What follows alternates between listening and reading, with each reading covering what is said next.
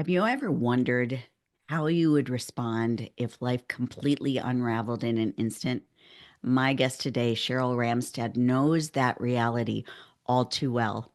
After surviving a catastrophic plane crash with less than a 1% chance of survival, she could have easily given in to despair. Instead, she chose to rise, reclaiming her life, reinventing her future, and redefining what it means to live with purpose. From the ashes of tragedy, Cheryl's story shines a powerful testimony of resilience, grit, and the sustaining grace of God. Welcome to your hope filled perspective, where our goal is always to restore hope, renew minds, and empower listeners to live in your God given identity. I'm so thankful when you decide to spend a few minutes of your week with us. Today, we're going to be talking about how to find strength you didn't know you had when life knocks you down. We'll dive into that right after this brief word from our sponsor. Most of us will never experience the devastation of a plane crash, thankfully, but all of us face moments when life feels shattered beyond repair. Today, on your Hope Filled Perspective, I'm joined by Sheryl Ramstad, a woman who not only survived the unthinkable, but she's gone on to thrive. With perseverance, faith, and courage, she rebuilt her life, pursued new careers, climbed one of the world's highest mountains, and continues to inspire others to press forward no matter the odds. Her journey is a living reminder that hope can rise from despair and that our greatest challenges can become the very places God's strength shines the brightest.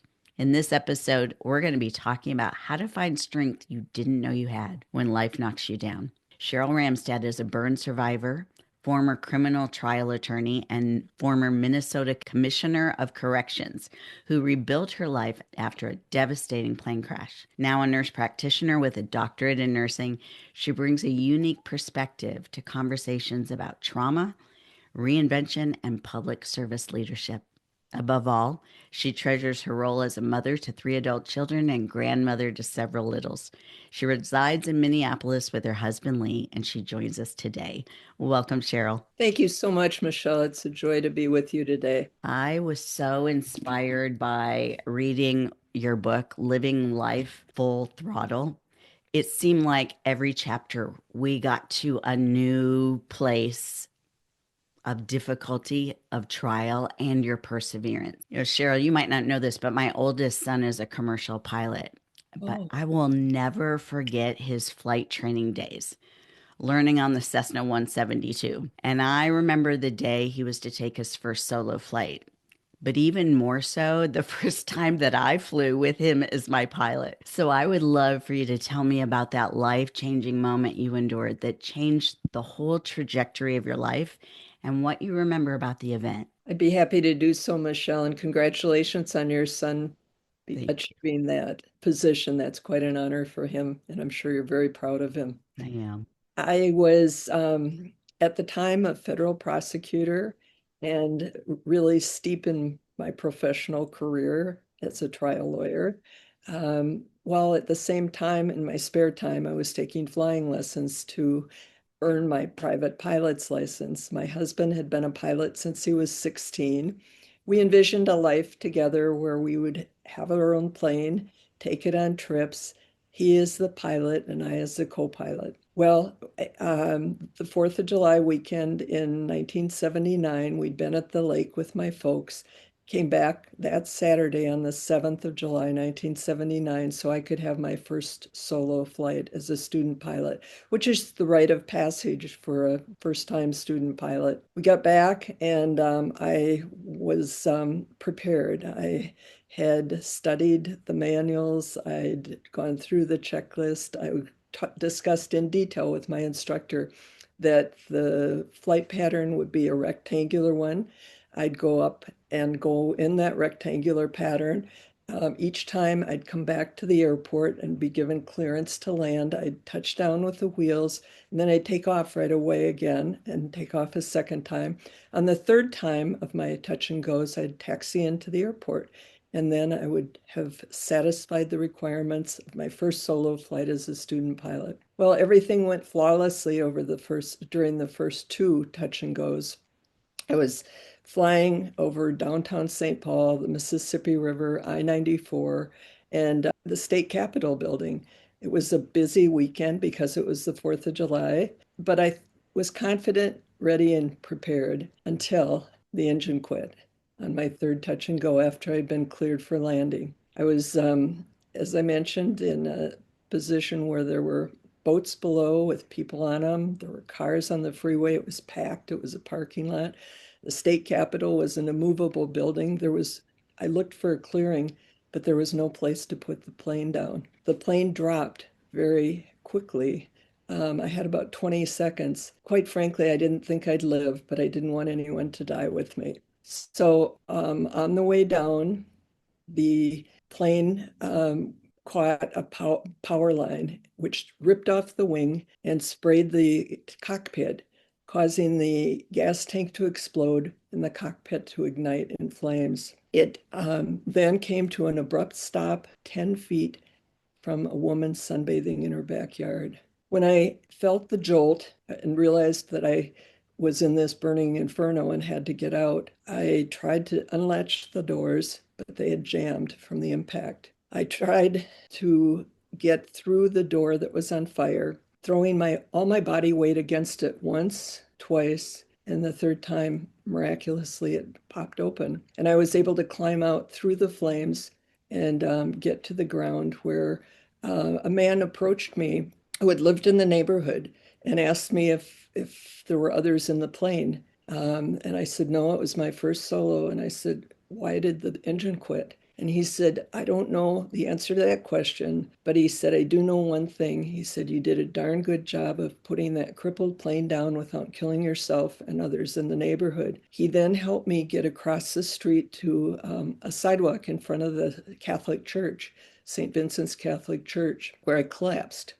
A priest came out of the church and gave me last rites before the rescue workers came and took me to a burn center where I spent the rest of that summer recovering from burns. I was burned over with second and third degree burns over 37% of my body. I had been thinking that the hospital would be the end of my journey, but it wasn't. It was only the beginning. It was a years long journey, 7 major surgeries. As you mentioned, I was given a 1% chance of surviving. The next thing I remembered after I got to the hospital was waking up in the burn unit in a hospital bed and looking over and seeing my mother with the Bible in her lap. She had flown down to be there with me. She said, Sheryl, you're a strong person. With God's help, we'll get through this. Both she and I knew that although others thought it was my first solo, the Lord was my co-pilot. He was. Oh, I love that. Talk about that just a little bit because, Cheryl, I can only imagine doctors walking in and saying you have less than a 1% chance of survival. So, what role did faith and determination play in you beating those odds? It was everything, Michelle. My faith was what carried me through. When I was in the hospital, I got a letter from then Governor Al Quie, and it said, I join your other friends in wishing you a recovery. The Lord must have more important things, must have more for you to do. And that really stuck in my mind. And from that point on, I tried to follow what I felt the Lord was leading me to do. And to this very day, I've done some things that other people have questioned.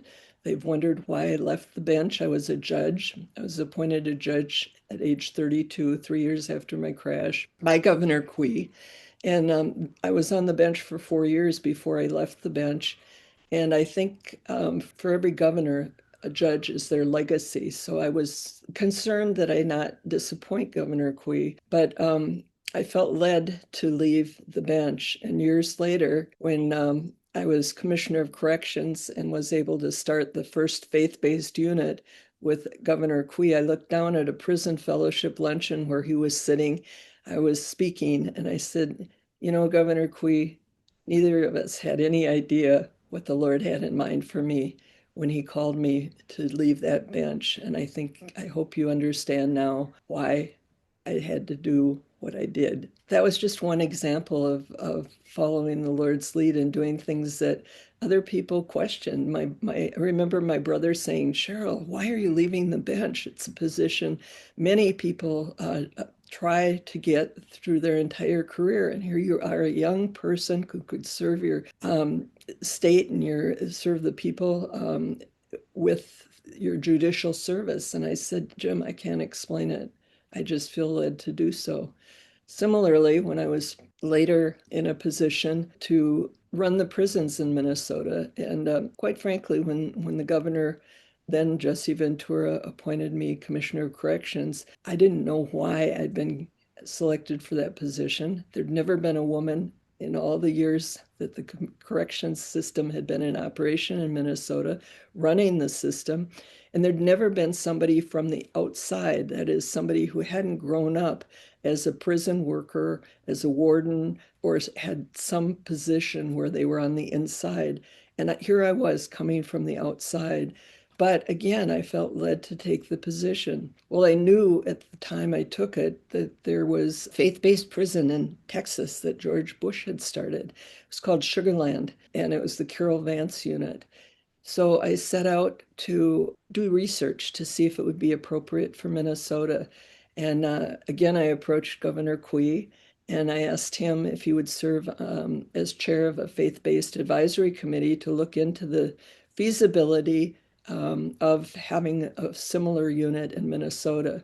Well, he said to me, he was very dubious that it would ever happen with Jesse Ventura as their governor, because the governor had been on, Jesse Ventura had been on record as saying religion was for the weak-minded. But both Governor Quee and I decided to place it in God's hands and to go forward and do the best we could, and we left the rest to him. So we spent several months investigating. We went down to the Texas unit. We spent a weekend talking to inmates. We spent a weekend there talking to the warden and touring and going to the Bible classes. These fellows lived in a unit where they did their Bible studies together right where they lived. And we were very impressed by the people who said that God cracked their hearts open and changed them from hearts of stone to hearts of flesh. So when we came back, we still had this question of whether we'd be able to get the governor's approval to go ahead with a faith-based unit in Minnesota, because it had never been tried before. It was relatively new. There were only 3 units like it in the country. But again, we went forward. We got the unions to come on board, which unions are opposed to any sort of change. And they were very concerned about that. But with meetings and discussion, we were able to get at least their acquiescence in the idea that they'd give it a try. Well, we still had Governor Ventura to convince. And I knew that if his staff was around him, this was a novel idea. I didn't think many of them were strong in their faith. So I knew I had to get him alone so that I could talk to him one-on-one without the influence of others, because he was all about measurable results. And we had the evidence to show that a faith-based prison could change lives and lead to reduced recidivism. So I plotted to figure out how I could do that, because he always had his handlers around him. But we had a prison opening coming up in Rush City, Minnesota. We were taking a small plane to the prison opening, or at least I suggested that we take a small plane to the prison opening with just enough seats for my deputy commissioner, the pilot, the governor, and myself. And I invited the governor to go with us on that flight to Rush City so that I could have one-on-one conversation with him. The Lord was with us in on that flight, and by the time we got to Rush City, he said, Sheryl, you've done your due diligence. He said, as long as it works and nobody's forced into it, it's voluntary, you can go ahead and try it. So that was the last obstacle to launching our faith-based prison. And that was 24 years ago, and it's still in existence today. It's been amazing, Michelle, to see the change in people. I was at Governor Quee's 90th birthday party, and somebody came rushing over to me, an African American gentleman, and dressed in a suit, very dapper, and Commissioner, Commissioner. Well, it had been quite a few years since I'd been Commissioner of Corrections, so I rather assumed that he had been an inmate who had known me as the commissioner. So I greeted him and he said, Commissioner, I was in the first faith-based class, he said, and I served 24 years in prison and I got out and I now own my own business. I'm in construction. I'm married to this lovely woman who's in the St. Paul Ballet Company. He said, my life has been good. And he said, I'm still carrying the Bible that you and Al Quee, Governor Quee, signed when you visited that prison and I was still behind bars. He said, it's just such a blessing that I had that opportunity. Well, it was really good to hear that his story was it changed his life.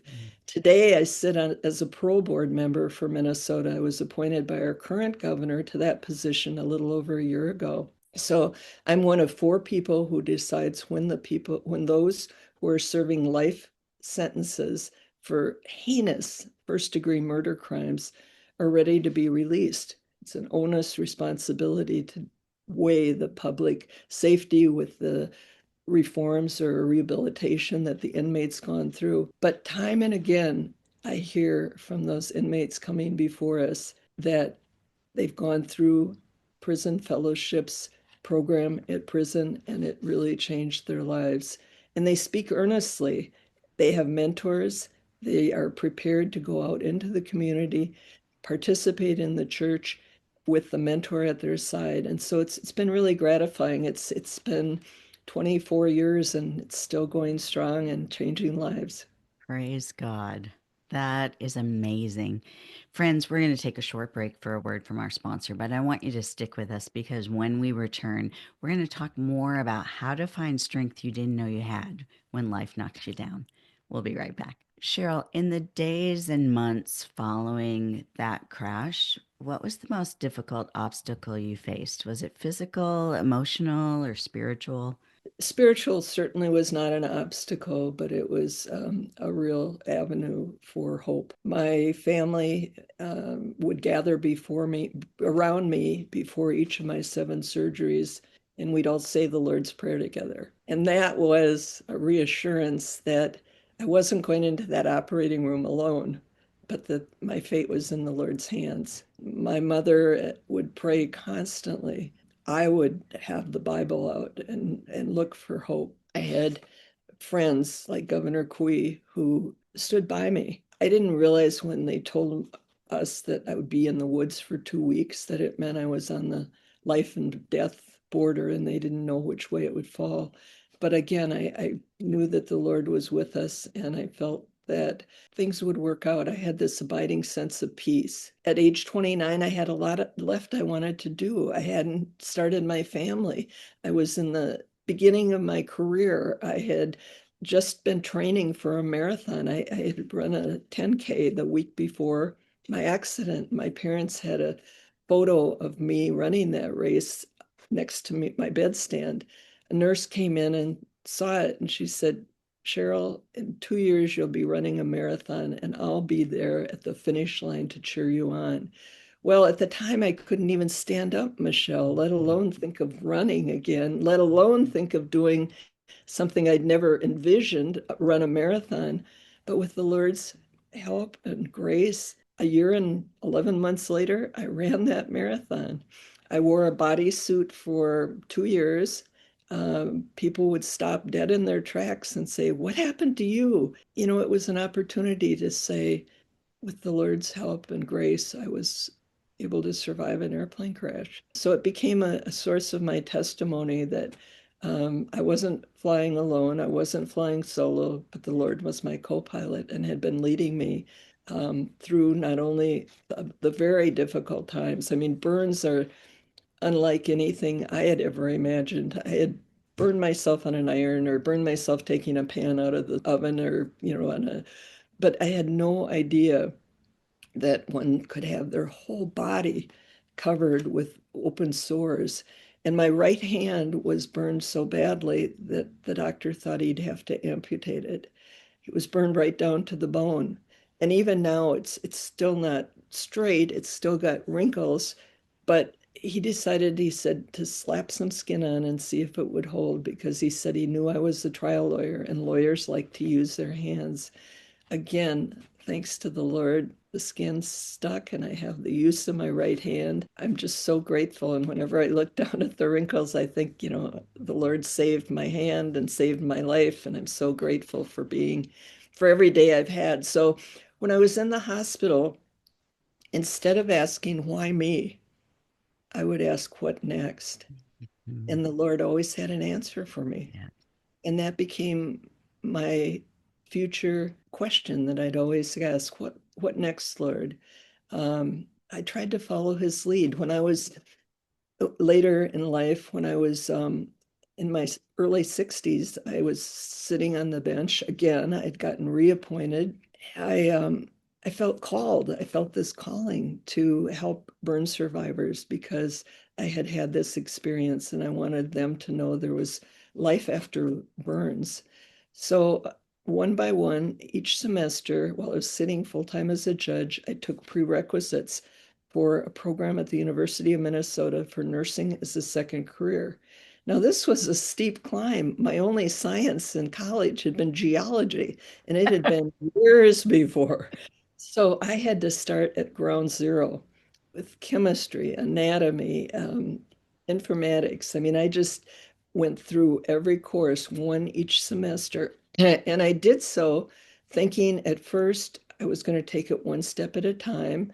And if the Lord wanted me on this path, I would be able to see that and get the message. Well, each course I took, was able to get an A. I was able to make it to the final courses, and I had completed my prerequisites. And again, I thought I was at age 62, is the University of Minnesota going to want to give one of these 64 coveted spots where they have 9 times as many applicants for the positions to to somebody at my point in life in my 60s.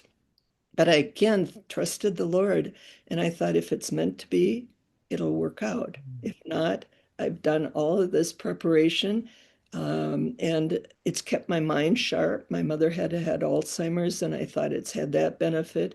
And if the Lord has more in store for me, I'll take that lead. Well, when I got my application was accepted, I was shocked. Now, I had done everything in quiet silence. I hadn't told anybody I was taking these prerequisites. Not even my family knew why that I was taking these prerequisites. I'd take them on my own time. I'd go in the study and, read the books, or I'd slip off to class early in the morning before I went on the bench. But it really forced my hand to get accepted and to follow the Lord's lead, because at that point there was a lot at stake. Nobody knew I was doing this. It was a program that meant I'd have to leave my judgeship, go back to being a full-time student, something I hadn't been for years. But I did that. And again, I did so without telling anybody because I didn't know if other people would understand. And I wanted to just follow the Lord's lead, and that was what was important to me. So I went through my master's in nursing program. 18 months later, I was a nurse. And I then went on and got my doctorate. So I spent 5 years in nurses training. And while I was in training, one of the most gratifying things was to be able to return to the very burn unit where I'd Mm. been a patient and to see how I could influence and help and pray for people who were in the shape that I had been in, where might have seemed hopeless, but give them a reason to hope. It was interesting because one of the things I did was I conducted a support group for burn survivors who had left the hospital and their family members. Well, after one of our burn support meetings, a woman came up to me, the wife of somebody I'd been helping, and said, Sheryl, we know about your crash. Your plane almost hit our house. We lived in that neighborhood, and our house shook when your plane was coming down, and it crashed right across from our church. It crashed at 4:04. The woman said I was going to the 5 o'clock mass. She said, we rushed out, we saw our priest giving you last rites, and we prayed right along with him. There were ways in which the message to me was that the Lord was with me and that I had followed the right path in doing that. So I would encourage others to let go and let God. It's so much, so reassuring to know that our fate is in His hands. And there were times when I was really not sure if I'd make it or not. There was a time that they came in, and one of the big fears with burn survivors, burn patients, is that they'll get pneumonia and then die from that. Well, this person came in, student doctor, a resident, and said, Sheryl, you might have dodged a bullet, but you're about to meet your maker. He said, we think you've got pneumonia. Well, there were several hours between then and the time I would see any family member, and I was quite shook. But I took my Bible out, and by the time my family came, I was content that if it was meant to be, it would happen. And if not, the Lord would be with me. And fortunately, it turned out that that medical student resident didn't know what he was talking about. He didn't know how to read the x-ray. So my mother went out and found the head of the burn unit, the head surgeon, and he told her she doesn't have pneumonia. But it was times like that when I Mhm. had no place to turn other than to the Bible and to praying and to following the Lord's lead. Many people would have given up, Cheryl.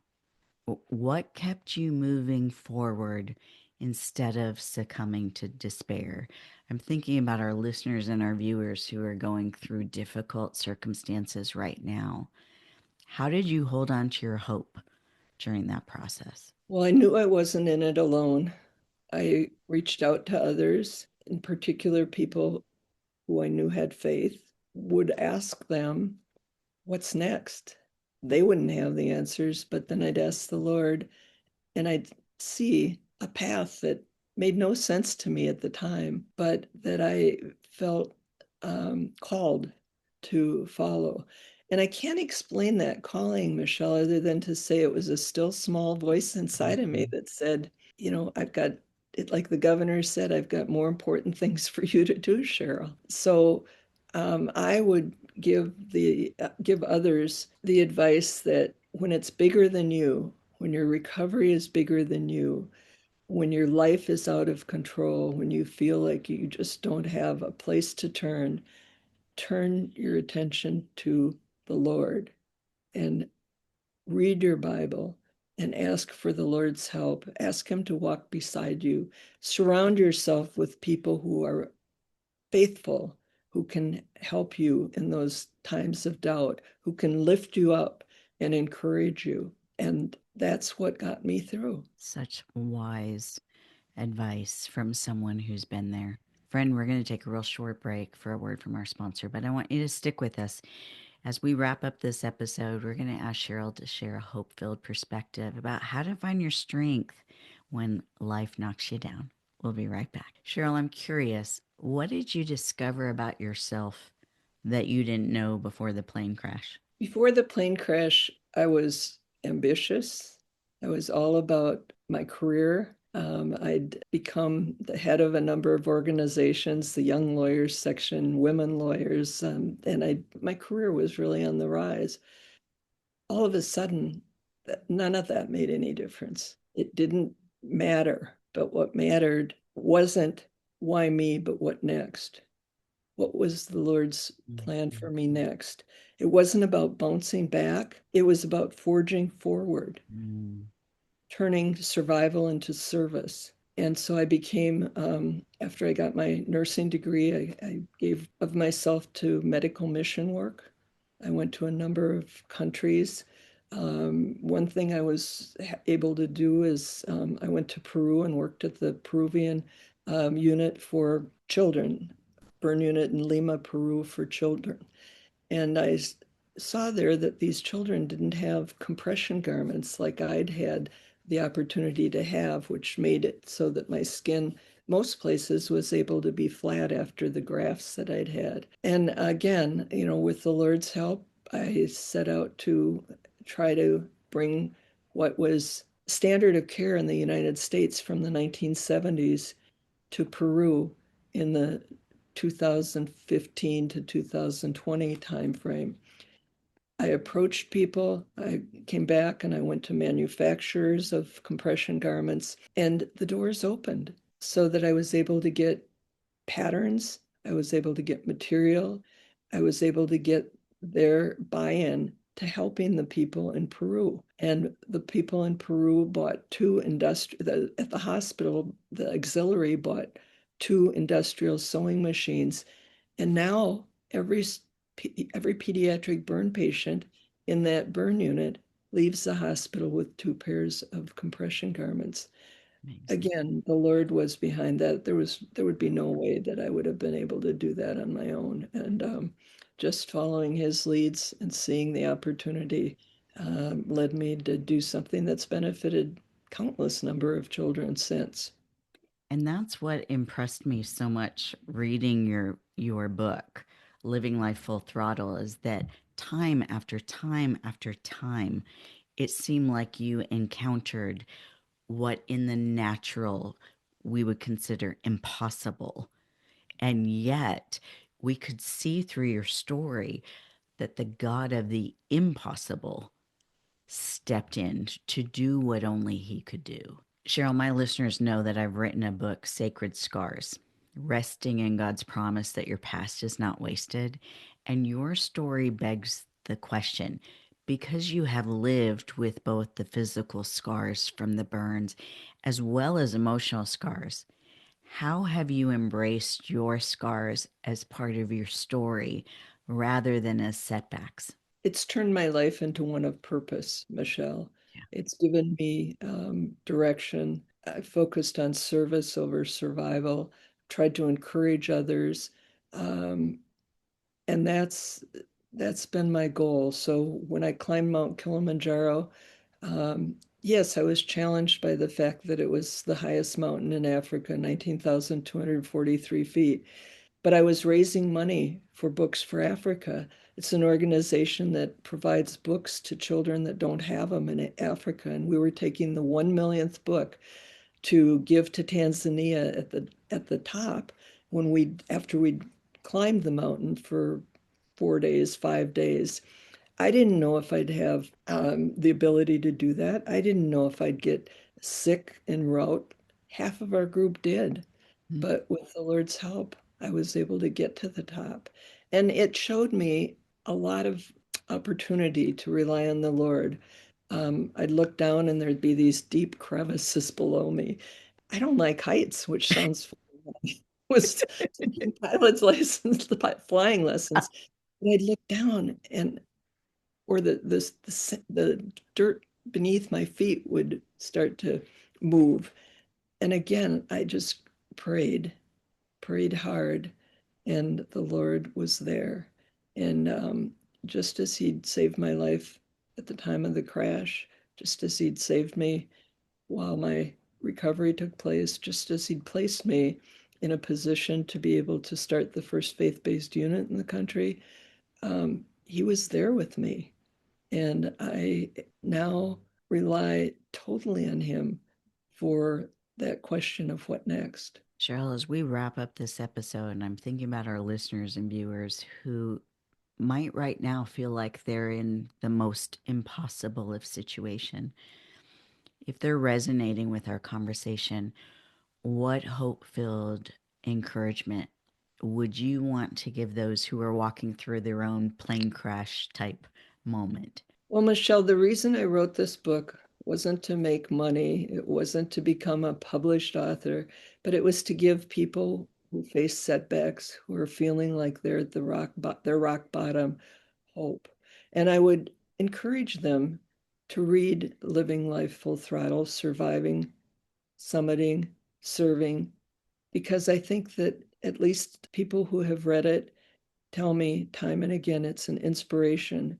It's caused, it's been life-changing for many. I would urge them to take heart, turn to their faith, and rely heavily on the Lord for their future, to ask not why me, but what next. Yes. Friends, I hope you hear that. I think it's our natural tendency as humans when we encounter unimaginable circumstances to wonder why me. Job asked, why? But the interesting thing is, God never answered that question. But approaching those situations and asking the Lord, what next, takes our focus off of ourselves and puts it back onto the one who can make all the difference. It takes our focus off the problem and puts it back on the problem solver. So if you feel like you're going through an impossible situation right now, I just want you to take a clue from Cheryl's story. Time and time again throughout her life, she's been in situations when she could have asked, why me? But by focusing her attention and getting her hope from the God of all hope, she made it through, and so can you. Sheryl, thank you for sharing of your testimony of what, not just what you've been through, but how God showed up and was good and faithful to do the impossible in and through you. May he get the glory. That's my message. May he get the glory that he is entitled to, because it's not about what I did, but it was about what he did has done in my life. Praise God for that. Friends, I hope that there was something in today's episode with Sheryl that has encouraged you, has renewed your hope, and has caused you to think about how you will find the strength that you didn't know you had to face the impossible. If you know someone who's going through a difficult circumstance, consider sharing this episode with them to provide a biblically based, hope filled perspective. Thank you, Sheryl, for being with us. Friends, I look forward to being with you again for another episode of your hope filled perspective next week. Until then, it's my prayer for you that you have a hope filled week.